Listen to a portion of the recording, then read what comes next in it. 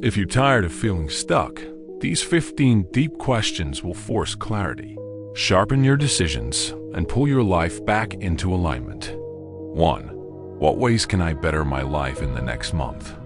Stop thinking in years when you can't control next week. A month is long enough to change your sleep, your money habits, your body, your focus. This question forces you into actionable time, not fantasy. It makes you pick what actually moves the needle instead of chasing 10 goals at once. If you can't improve 1 month, you're not busy, you're scattered. Build momentum first, then scale. 2. What is holding me back from living the life I want to live? Be honest. It's usually fear, comfort, ego, or a habit you protect like it's your identity.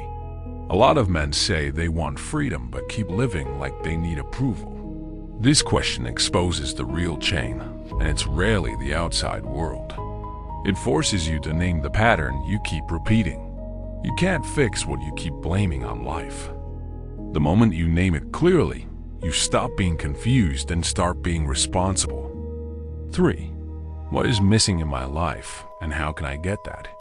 If you don't name the missing piece, you'll keep numbing it. Maybe it's structure, purpose, health, brotherhood, skill, faith, money, discipline. How can I get that? Turns pain into a plan instead of a complaint. It forces you to stop waiting for it to appear magically. It also makes you admit what you're unwilling to do, because the missing piece usually requires sacrifice. Clarity hurts, but it's better than drifting. 4. In what areas am I underestimating myself? Most men don't lack potential. They lack permission.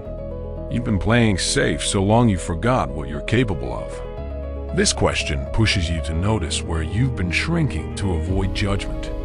Underestimating yourself is often just fear with good manners. It shows up as, I'm not ready. I need more time. I'll start when. And that's how years disappear. You don't discover confidence by thinking. You discover it by testing yourself. 5. What's most important to me in my life? What am I doing about that? Values aren't what you say. Values are what you pay for with time and attention. This question exposes hypocrisy without insulting you. It's just a mirror. If family matters, do you show up or just talk about it? If freedom matters, are you building skills or just daydreaming? If health matters, are you training or just watching videos about training? Your priorities are written in your calendar, not in your opinions. 6. What would I say to the version of myself from a year ago? This one hurts in a useful way. It forces perspective and shows how fast time moves when you're not deliberate. It also shows what you tolerated that you shouldn't have. You'll notice what you learned, what you regret, what you've outgrown, and what you're still repeating. And if you wouldn't be proud to talk to that version of you, you need to change the direction now. Respect for yourself is built by growth, not by excuses. 7. When was the last time I stepped out of my comfort zone? If the answer is, I don't remember, that explains your results. Comfort feels safe, but it quietly steals your confidence. The comfort zone is where potential goes to die politely. This question forces you to remember the last time you did something that scared you but made you stronger. If you're always comfortable, you're not growing, you're maintaining. Real men don't chase discomfort for ego. They accept it because it's the entry fee for progress. 8. What would I do if I knew I was going to die soon? Not to be dramatic, but this question destroys procrastination. It shows what matters when ego and social approval stop being relevant. You realize what you've been delaying, and you also realize what you've been wasting time on. You stop negotiating with nonsense. You see clearly who you'd spend time with, what you'd stop tolerating, what you'd finally say. It's not about being reckless. It's about cutting fake problems and prioritizing real life. 9. What am I pretending not to know? You already know the truth about that relationship, that habit, that job, that excuse. You're just delaying the moment you admit it out loud. This question forces honesty when you've been bargaining with yourself. Most suffering is not from not knowing. It's from knowing and refusing to act. When you stop pretending, you stop being a victim of confusion. Clarity is scary because it comes with responsibility, but it also comes with power. 10. Where am I leaking time, energy, and money? Your life doesn't collapse from one big mistake. It collapses from tiny daily leaks. Scrolling, meaningless spending, weak routines, inconsistent sleep. This question makes you audit your life like a man, not like a dreamer. Leaks are silent because they feel small, but they compound. Fixing leaks is one of the fastest ways to feel in control again. It's also the fastest way to build financial and mental space for bigger goals. Discipline starts with closing the holes. 11. Who am I becoming if I keep living like this for the next 12 months? This is a future audit.